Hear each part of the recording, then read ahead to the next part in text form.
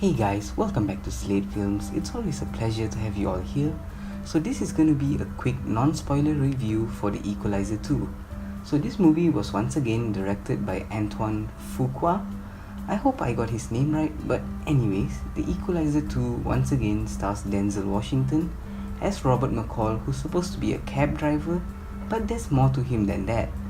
So I'm going to be as brief as possible with the plot as to not give anything away.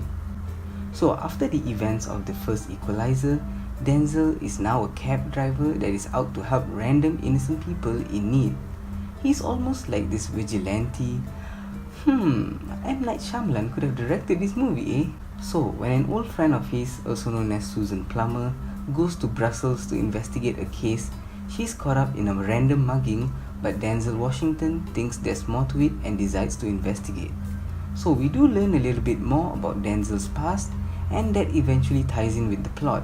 Now there is a twist towards the end of the second act, and now Denzel is caught up all alone facing some major threats. Alright, so that's the vague plot of The Equalizer 2.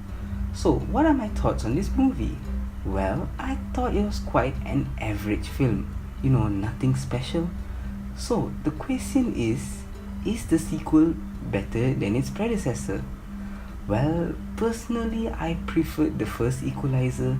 Both installments definitely had their fair shares of issues, but I still think its predecessor is a better movie all round. Now, let's talk about some of the positive aspects of this movie. Well, I appreciate that this movie took its time to build the character of Denzel and even the side characters. Oftentimes you go into a movie and you couldn't care less about the side characters. Besides that, Denzel is once again very likable and you just buy into every scene he's in. He's portrayed as this very genuine guy that only wants to do good and you really care about him. I did enjoy the action sequences. I thought they were fairly directed. The plot is kept quite simple and fairly enjoyable. I really liked the last few scenes of the movie that involve some of the side characters. It was quite touching and really well done.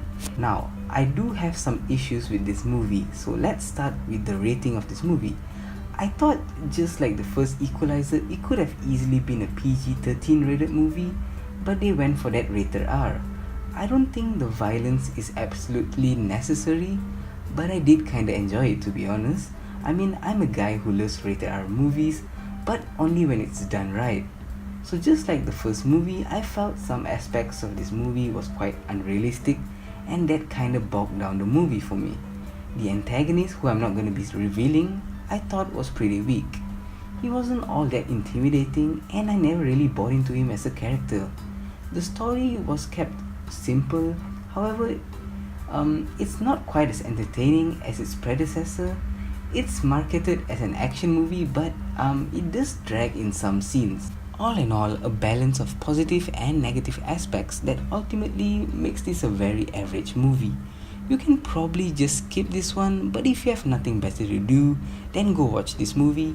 It's fairly entertaining, but not quite worth the effort to get your butt to the cinema and watch this. So, I'm gonna give The Equalizer 2 a B-.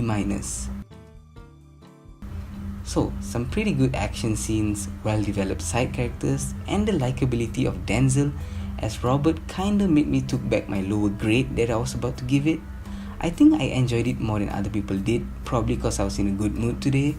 So if you guys have watched The Equalizer 2, let me know your thoughts down in the comment section.